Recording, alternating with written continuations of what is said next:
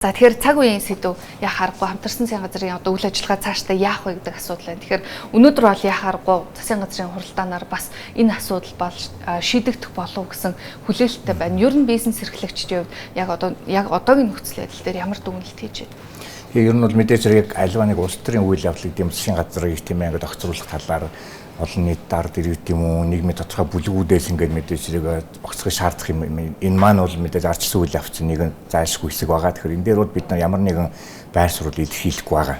За зүгээр гол нь зүгээр манай бизнесийнхний зүгээс харж байгаа юу гэхээр бол өнөөдрийн засгийн газарч бай өмнөх засгийн газарч үе үеийн засгийн газрууд ингээд ерөнхийдөө 1.5 жил настай байсан. Энэ хугацаанд бол хамгийн гол мэдээж хөрөнгө оруулагчдын юу хардаг гэхээр бол нэг бодлогын залгамж шанаар тийм ээ ямар байх юм бэ. За ингээд магадгүй өнөөдрийн засгийн газрын өмнөх засгийн газар нь дараагийн засгийн газрууд нь энэ бизнесд дэмжсэн бодлого үргэлжлүүлэх юм уу? Одоо энэ ярьж байгаа төслүүд ингээд одоо тэр мега төслүүд гэдэг юм уу? Ямар юм байдлаар томьёо таашаа явах юм уу гэдэг тэрний бодлогын залгамж чанарын асуудал байгаа даа. За хоёрдугаар хамгийн их одоо бас яг ингээд өдөр тутам бизнес эрхлэгчид тулгардаг асуудал болохоор энэ төрийн алба маань ингээд ерөнхийдөө дагаад хормогоороо өөрчлөгдөн тийм ээ маш олон томилгоонууд нөгөө томилогдоод нэг хагас жил болж байгаа. За 8 сар болсон хүмүүс бүгд солигдох магадлал маш өндөр байгаа. Тэгэхээр энэ ерөнхийдөө хоёр асуудал маань болвол бизнес эрхлэгчид хөрөнгө оруулалт хамгийн одоо төвөгтэй асуудал. Тэгэхээр энийг бид нар харамсалтай нь одоо ингээд сүүлийн 30 жилийн хугацаанд маш олон ойрхон удаа ингээд энэ дээр нүр тулгарч байна. За тэгээ бизнесүүд мэдээж хэрэг одоо энэ дээр дасан зохисгоос өөр харахгүй. Тэгэхээр дасан зохисоо ерөнхийдөө тэгээ манай танхимын зүгөөч гэсэн юм бол тийм ээ. Ямар засгийн газар байсан одоо ямар байдлаар цаашаа өргөждөх юм бид нар бол хамтарч ажиллана. За тухайн мэдээ санал нийлэх хүм дээрээс сүмжилдэг одоо хэлэх юмнуудаа бол хэлнэ. Мэдээж хэрэг ингээд бас зүйтэй юм дэмжээд ийм байдлаараа явна гэсэн хүлээл байгаад байгаа. Тэгэхээр одоо мэдээж хэрэг бол энэ нэг хоёр гол ерөнхийдөө юм маань бол аль болохоор баг тийм юутай нөгөө нэг өөрчлөлттэй байгаасаа гэж үсэж байгаа. Тэгэхээр өнөөдөр бол яаж цааш нөхцөл байдал ирэх нөө тийм ээ бид нар зүгээр ерөнхийдөө ажиглахаас өөр аргагүй тийм байдалтай байж байна. Тасаа хэллээ хамтарсан ерөнхийдөө одоо сүүлийн 20 жилийн хугацаанд бол засгийн газрын дундаж наслт бол 1.5 жил гэж байна. Тэгээд энэ удаагийн засгийн газар бас ингээд 24 оны сонгуулийн одоо үр дүн байгуулагдсан. За өөрөлдөх юм бол 24 оны 6 сараас хойш одоо байгуулагдсан засгийн газар 1 жил хүрэхгүй хугацаанд ингээд ямарч байсан арчилсан намын сайдуудыг гаргах уугүй юу гэдэг асуудал шийдэгдэхгээ хүлээгдэж байна. Тэгэхээр ер нь одоо энэ тохиолдолд бодлогын нөхцөл байдлыг аваад үзэх юм бол арчилсан намын сайд нарын ч гэдэг юм уу те хүн намын сайд за эдгээрийн одоо эрхлэх асуудлын хүрээнд багтаж байгаатай холбоотойгоор хөрөнгө оруулалтын орчинд яг ямар хүлээлт үүсэх юм нөхцөл байдалтай. Яг мэдээж яг анх ингээд энэ том эвслийн засгийн газар бүртгэгдүүл нэлээд хүлээлт өндөр байсан. Яагаад гэвэл за ингээд ямар ч гэсэн 3 томоохон нам маань ерөнхийдөө хамтраад засгийн газар байгуулсан чинь тэр дотоод нэг улс төрийн ерөнхийдөө ямар нэг зөрчилдөөнгүйгээр томоохон одоо ингээд төслүүдийг өргөжлүүлэх юм байна. Хөрөнгө оруулалтын дэмжийн бодлого явах нэг нэлээд өндөр хүлээлт бол үүсчихсэн бол яг бас нэг үгүй хэлэхэд зүйтэй. Тэгээд ерөнхийдөө нэлээд эхэндээ явах нэлээд засгийн газар эвслийн засгийн газар маань эрсвчтэй бол явж эхэлсэн тийм ээ. За эрчим хүчний шинжил гээд нэлээд том асуудал яригдж эхэлсэн байгаа. Та мэдээж хэрэг бас нэлээд тийм бас бидний хувьд нэлээд тийм бас маргаан дагуулсан баялагын сангийн тухайн асуудал ингээд бас юм их асуудал ингээд яваад эхэлсэн байгаа. Тэгэхээр энэ бол яг нэг талаасаа бол ингээд харахад бол бас тогтвортой байдал байсныг бол байсан. Гэхдээ бас яг нөгөө хөрөнгө оруулалтын хүснээр тийм хурдтай бас шинжилгээ заримдаа явагдаагүй. Эхэндээ ингээд юу гэдгийг 24 оны намар ингээд ерөнхийдөө нэлээд хүлээлт өндөр үүсээд байжснаас сүүлдээ жоохон удаашрах юм уу. Тиймэрхүү зүйл ажигласан. За жишээлбэл эрчим хүчний реформ дээр ч юм уу тий. За ингээд нэлээд зоригтой магадгүй олны таалагдахгүй энүүдийг нэлээд бас хийхээс өөр аргагүй юмнуудыг хийх хэрэгтэй байж. Яг тэгвэл итгэл хүлээлгсэн байсан олон нийт ерөнхийдөө за энэ 3 нам маань одоо ингээд ямар ч гэсэн тийм үгдний улс төрийн мэтгэлцээ юм багтай ингээд энд явах нөө гэсэн чинь бас иймэрхүү бас харамсалтай болж чадсангүй. За мэдээж зарим талдаа бас учид утгастай юмнууд бол хийгдэхгүй байсныг бол хийгдэг бол байсан.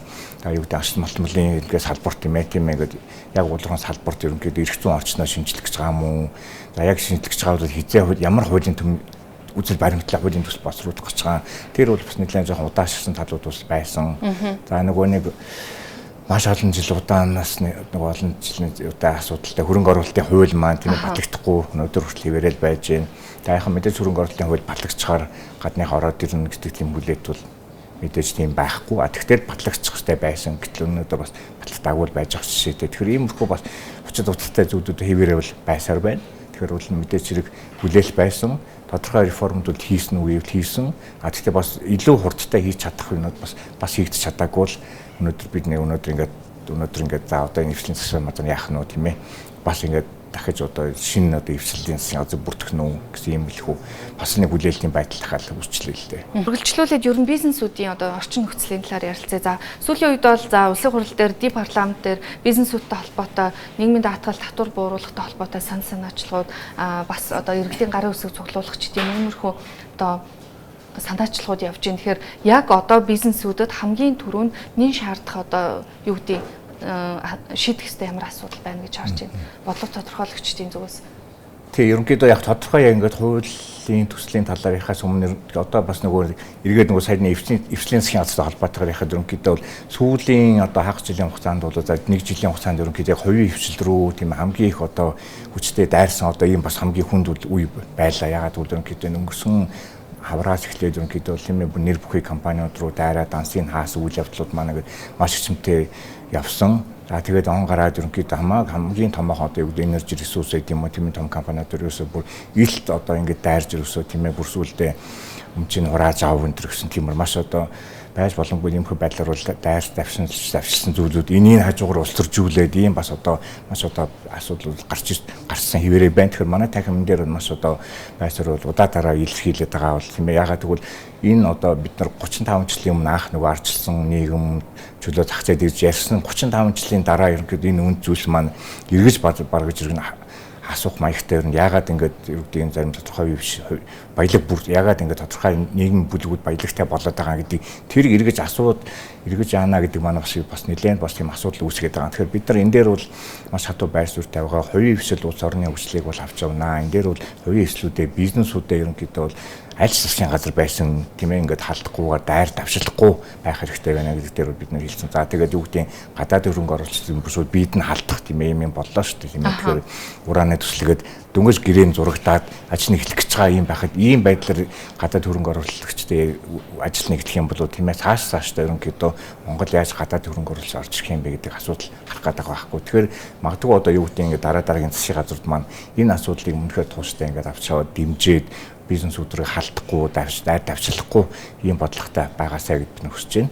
За тэгээд яг тодорхой сайн ерөнхийдөө хуулийн эрх зүйн орчны асуудал хүрээнд мэдээж татварын асуудал хамгийн түрүүнд байгаа. За нэлээ юу гэдэг их хурлын татварын ажлын хэсэг маань нэлээ эрчимтэй ажиллаж байгаа. За сангийн яамны бас боловсрууд байгаа. Энэ дээр бол бид нар саналуудаа бол өгсөн байгаа. Тэгэхээр энэ дээр цаашаа үргэлжлүүлээд ажиллах байхаа гэж бодож байна. Тэгэхээр яхааргүй татварын асуудал байна. Нийгмийн даатгал гэсэн иймэрхүү яг тодорхой юу гэдэг хуулийн төслүүд дээр бол ингээд ямар ч засгийн газар байсан тийм ээ хамаагүй үл хамааран энэ ажлууд ингээд цаашаа бол ингээд хуулиуд нь батлагдаад бизнестэй ээлжтэй би энэ хуулийн батлагдахсаа гэж бид нар хүсэж байна. За тэгэхээр мега төслүүд гээд сая хамтарсан засгийн газартай холбоотой үйл ажиллагаан дээр мега төслүүд бол хөдөлж хэлсэн гэсэн мэдээллүүд бол мэдээж олон нийтийн сүлжээгээр маш их явсан. Гэхдээ мега төслүүд дээр хувийн хөгжлийн компаниудыг оролцуулах оролцоог нь засгийн газар хангаж өгч чадсан уу? Тэгээ энэ дээр бол яг хуу анх ерөн танилцуулга хийгдээ бол жоохон эхний үедээ бол бас яг тийм мэдээлэл нь жоохон учир дутагдлаа байсан үндэ бол яг ямар төслүүд явах гээд 14 төсөл байгаа. Хэдийн хэмжээний санхүүжилтанд төсвөөс гарах гээд байгаа.